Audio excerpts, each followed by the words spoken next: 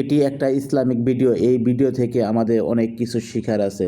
আসুন আমরা ভিডিওটা সম্পূর্ণ দেখি এবং সবাই এই ভিডিও থেকে অনেক কিছু শিক্ষা গ্রহণ করি। এই আলম ভাই দাঁড়ান, আপনি কবর খুঁড়তে পারবেন না। ইমাম সাহেব, আপনি এটা কি বলছেন? কবর খুঁড়তে পারবো না মানে? আরে গ্রামের কেউ মারা গেলে তো আমরাই কবর খুঁড়ি। আপনি আগে পরে কি করেছেন সেটা জানতে আমি আসিনি, তবে এই মুহূর্তে হাজী সাহেবের কবর আপনি খুঁড়তে পারবেন না। বুঝলাম না, সকাল সকাল এসে আপনি এসব কি বলছেন? আরে গ্রামের একজন সম্মানীয় ব্যক্তি মারা গেছে, তার কবর খুঁড়তে পারবো না? আপনি কি ধরনের কথা বলছেন? আমি কোনো খারাপ কথা বলিনি। আপনি কবর খুঁড়তে পারবেন না এটাই আমার শেষ কথা। আপনি কবর থেকে উঠুন। আলী চাচা, ইমাম সাহেবের কি মাথা ঠিক আছে? আরে হাজী সাহেব আমাকে অনেক ভালোবাসতেন, তাছাড়া সে একজন সম্মানীয় মানুষ, তার কবর আমি খুঁড়তে পারবো না, এটা কোন ধরনের অভদ্রতা? তাছাড়া একজন ইমামের মুখ থেকে এ ধরনের কথা আমরা আশা করিনি। আলামিন ভাই, শুধু শুধু সময় নষ্ট করবেন না, দয়া করে আপনি কবর থেকে উঠে যান। আমি আপনাকে কবর খুঁড়তে দিব না। আরে রাকিব ভাই, তুমি এখানে দাঁড়িয়ে কি দেখছো? সকালবেলা ঘুম থেকে উঠে আমি চাচার কবর খুঁড়তে চলে এলাম, আর ইমাম সাহেব এসে বাধা দিচ্ছে, তুমি কোনো কথা বলছো না, কারণ কি? আরে রাকিব ভাই আপনাকে কি বলবে? এখানে আমি যা বলবো তাই হবে। আপনি সকালবেলা ঘুম থেকে উঠেই কবর খুঁড়তে চলে এসেছেন, এটাই তো আপনার সব থেকে বড় অপরাধ। আপনি সময় নষ্ট না করে কবর থেকে উঠুন। আমি আপনাকে কবর খুঁড়তে দিব না। না না, আমি এই কবর থেকে উঠবো না। হাজী চাচা আমাকে অনেক ভালোবাসতেন, আমি সেই প্রতিদিনের জন্য হলেও আমি এই কবর খুঁড়বো। ইমাম সাহেব, গ্রামের কেউ মারা গেলে তার প্রতিবেশীরাই কবর খুঁড়বে, এটাই তো স্বাভাবিক।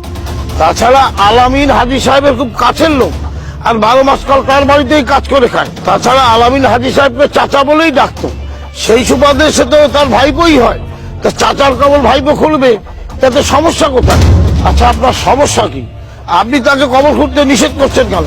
আচ্ছা, ব্যাপারটা একটু খুলে বলুন তো। আলী চাচা, কি সমস্যা হয়েছে সেটা আমি আপনাকে বলতে চাচ্ছি না। আপনি এই কবর খুঁড়তে পারবেন, কিন্তু আলামিন ভাই এই কবর খুঁড়তে পারবে না। আমি একটা জিনিস বুঝলাম না, আপনারা এত কথা কেন বলছেন? আর আলামিন ভাই, আপনি এখনো কেন দাঁড়িয়ে আছেন? কবর থেকে উঠুন। কি ব্যাপার ইমাম সাহেব, আপনি কেন বাবার কবর খুঁড়তে নিষেধ করছেন?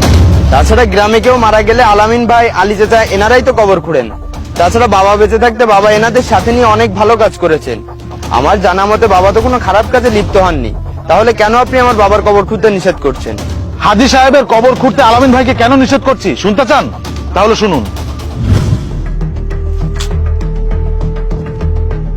ভাই কেমন আছেন? আলহামদুলিল্লাহ ভালো আছি। আপনি ভালো আছেন ইমাম সাহেব? এই আসেন, কলা আর বিস্কুট খান। না ভাই, আমি রোজা। আপনি রোজার মাসে প্রকাশ্যে এভাবে খাবার খাচ্ছেন, আপনি এটাও ভুলে গিয়েছেন যে আমি রোজা। ভাই, রমজান মাস রহমতের মাস। রমজান মাস আসে মানুষকে শুধরে নেওয়ার জন্য। রমজান মাস একটা পবিত্র মাস, আর আপনি এমন একটা মাস হাতে পেয়েও নিজেকে কেন শুধরে নিচ্ছেন না? আসলে ইমাম সাহেব, আমি গরিব মানুষ তো, একবেলা কাজ না করলে আমার সংসার চলে না। আর তাছাড়া রোজা থেকে আমি কাজ করতেও পারি না, বোঝেন তো, সংসার চালাতে হয়। আলামিন ভাই, প্রত্যেকটা প্রাপ্তবয়স্ক নরনারীর উপরে কিন্তু রোজা ফরজ করা হয়েছে। এখানে কোনো অজুহাত চলবে না। আপনি যদি ইচ্ছাকৃত একটা রোজা ভঙ্গ করেন, তাহলে এই একটা রোজার পরিবর্তে কিন্তু আপনাকে 60টা কাজা রোজা রাখতে হবে। ভাই, আপনার কবরে কিন্তু আপনি একাই যাবেন, আপনার কবরে কিন্তু আপনার পরিবার যাবে না।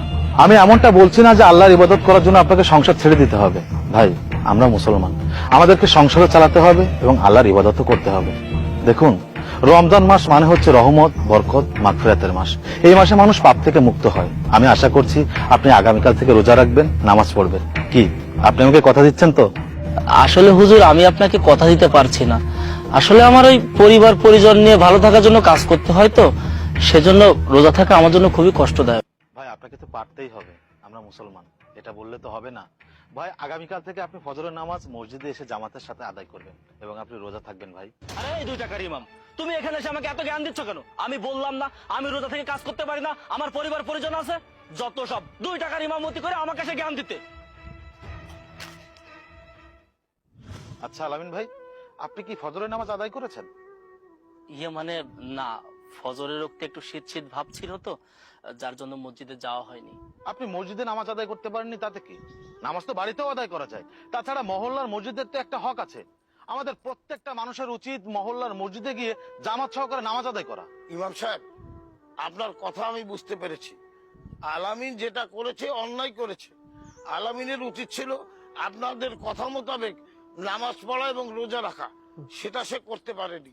তবে আপনাকে আলামিনের পক্ষ থেকে আমি কথা দিচ্ছি, জোহরের ওয়াক্ত থেকে সে আমাদের সঙ্গে জামাতে নামাজ আদায় করবে। জোহরের ওয়াক্ত থেকে আলামিন ভাই জামাতে নামাজ আদায় করবে, তাহলে তো আলহামদুলিল্লাহ। কিন্তু এই আলামিন ভাইকে এখন আমি এই কবর খুঁড়তে দিব না। একজন হাজী সাহেবের কবর খুঁড়বে একজন বেনামাজি, এটা তো হতে পারে না। শুধু হাজী সাহেবের বেলায় না, আমাদের প্রত্যেকটা মানুষের উচিত তাদের কবর যেন কোনো বেনামাজি খুঁড়তে না পারে। এখন আমরা সচেতন মহলে বাস করি, আর আমাদের হক তো আমাদেরই আদায় করতে হবে।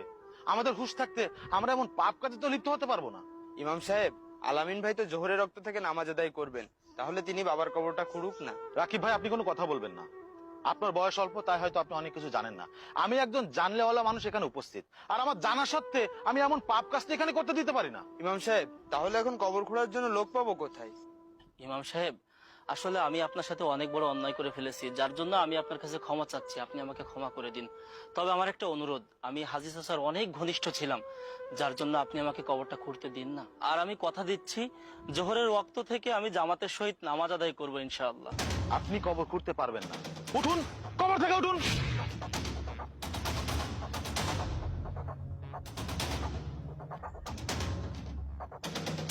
এ ওসমান ভাই, আপনি কবর খুঁড়ুন। ইমাম সাহেব, কবর খোঁড়ার আদেশ দিচ্ছেন। আলামিন ভাই নামাজ পড়ে না ঠিক আছে, কিন্তু ওসমান ভাই কি নিয়মিত 5 ওয়াক্ত নামাজ আদায় করে? হ্যাঁ, ওসমান ভাই হয়তো বয়স কম, কিন্তু ওসমান ভাই প্রতিনিয়ত আমাদের সাথে মসজিদে গিয়ে 5 ওয়াক্ত জামাতের সাথে নামাজ আদায় করে। আপনি তো হাজী সাহেবের ছেলে, কই আপনি তো ঠিকঠাক মতো নামাজ পড়েন না। রাকিব ভাই, এই দুনিয়াতে কিন্তু কেউ কারো না। আপনি মারা গেলে একান্ত আপনার আমল ছাড়া কিন্তু কবরে কিছুই যাবে না। আমি শুধু আপনাকে উদ্দেশ্য করে বলছি না, এখানে যারা উপস্থিত আছেন সকলকে উদ্দেশ্য করেই বলছি, এই দুনিয়াতে নামাজের বাইরে কিন্তু কিচ্ছু না। প্রত্যেকটা কাজের সমাধান নামাজের মধ্যে নিহিত। আমাদের প্রত্যেকটা মানুষের উচিত আজান দেওয়ার সাথে সাথে সকল কাজকর্ম ফেলে মসজিদে গিয়ে জামাতের সাথে নামাজ আদায় করা। ওজোরে কর্মস্থানের পাশে নামাজ পড়লে কোনো সমস্যা নেই। কাল কিয়ামতের দিনে আমাদের স্ত্রী, আমাদের পুত্র, আমাদের পরিবার, আমাদের আত্মীয় স্বজন কোনো মানুষ কিন্তু কোনো কাজে আসবে না। সবাই ইয়া নাফসি বলতে থাকবে। আমরা কি একটা বড় ভেবে দেখেছি কাল হাসরের ময়দানে আমাদের কঠিন প্রশ্নের সম্মুখীন হতে হবে? দুনিয়া ক্ষণস্থায়ী। এই দুনিয়ার মোহে পড়ে আমরা সবকিছু ভুলে গিয়েছি, একটা বারও আমরা পরকালের কথা চিন্তা করি না। আজকে হাজী সাহেব মারা গিয়েছে, তার ধন সম্পত্তি, তার আত্মীয় স্বজন পরিবার তার কোনো কাজে আসছে না। হাজী সাহেব যদি কোনো সদকায় জারিয়া করে থাকে, শুধুমাত্র সেই সওয়াবটুকু সে তার কবরে পাবে, আর কিছুই না। হে আল্লাহ, আপনি আমাদের সকলকে নেক আমল করার তৌফিক দান করুন। আমিন আমিন। ওসমান ভাই, আপনি আলী চাচার সাথে কবর খুঁড়ে সাহায্য করুন। রাকিব ভাই, আলামিন ভাই, আপনার ফজরের নামাজ কাজা আদায় করে আসুন। আল্লাহ সবাইকে বোঝার তৌফিক দান করুন। সবাই বলে আমিন। সবাইকে নেক হায়াত দান করুন। আমিন।